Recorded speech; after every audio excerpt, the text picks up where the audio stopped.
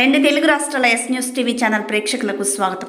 ఖమ్మం జిల్లా సత్తుపల్లి నియోజకవర్గంలో దశాబ్దన్నర కాలాలుగా ఏకఛత్రాధిపత్యంగా పాలించి నిరుద్యోగ యువతను, జర్నలిస్టు మిత్రులను, మాదిగ జాతి సామాజిక కార్యకర్తలను అక్రమ కేసుల్లో ఇరికించి జైలు పాలు చేసి కోర్టులు, పోలీస్ స్టేషన్ల చుట్టూ తిప్పిన దురహంకారి గులాబీ లిక్కర్ భూ కబ్జా కోర్ దొంగల కారు పార్టీకి స్వస్తి పలికిన దళిత బహుజన నియోజకవర్గ ప్రజలు.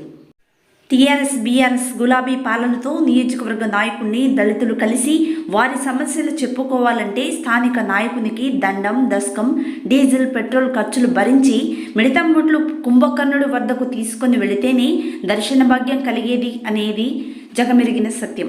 ప్రస్తుత కాంగ్రెస్ ఎమ్మెల్యేని దర్శించి మా సమస్యలు విన్నవించేందుకు ఎటువంటి నియమ నిబంధనలు లేవు. ఎప్పుడు చరవాణిలో సందర్శించినా తక్షణమే స్పందిస్తున్నారు. ఇటువంటి ప్రాణదాతలు, నాయకులు, ప్రజాప్రతినిధులు మాత్రమే మాకు కావాలి అంటూ కాంగ్రెస్ పార్టీలో విలీనం అవుతున్న సత్తుపల్లి నియోజకవర్గ ప్రజలు. ఎవరున్నా సరే మీలో కూర్చొని మీరు అందరూ మాట్లాడుకొని మీకు ఎవరికి ఇష్టమైతే వాళ్ళు తప్ప నా సొంత నిర్ణయాలు ఎంపీడీసీ అయినా, జెడ్పీడీసీ అయినా, సొసైటీ అయినా మీ ఆధ్వర్యంలోనే ఎవరు ఎన్నుకుంటే వాళ్ళకి తప్ప వేరే వాళ్ళకి. మళ్ళీ ఒక్కసారి మీరందరూ కూడా పెద్దలందరూ వచ్చారు కానీ మాకు కూడా సంతోషించాలా. ఎందుకంటే ఈ గ్రామంలోకి రావాలంటేనే రానిచ్చే పరిస్థితి లేదు. ఎలక్షన్లో కనీసం మా ఆటో వచ్చినా కూడా తిరిగే పరిస్థితి ఉంది. అయినా సరే ఈ గ్రామంలో చాలా కష్టపడి పనిచేశారు వీళ్ళంతా కూడా. చాలా గొప్పగా పనిచేశారు. 500 మేయార్టీ వస్తుంది అనుకుని 100 లోపులను తగ్గించారు. కాబట్టి మనకు కూడా అందరూ కూడా ఎందుకంటే పాపం వాళ్ళంతా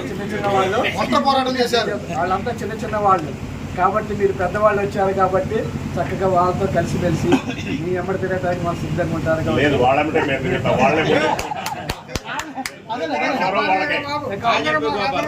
మంచిగా మీరు ఉంటారని చెప్పి నేను భావిస్తున్నాను.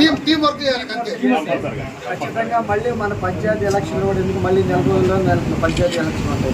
దాన్ని దృష్టిలో పెంచుకొని ఈసారి ఈ గ్రామంలో ఎంపీ అభ్యర్థి రఘురామరెడ్డి గారికి మనం అత్యధిక మేధావి ఇవ్వాలని చెప్పి మనందరికీ. అంతేకాని నా దగ్గర నేనేం అట్లా అనుకునేవాడిని కాదు.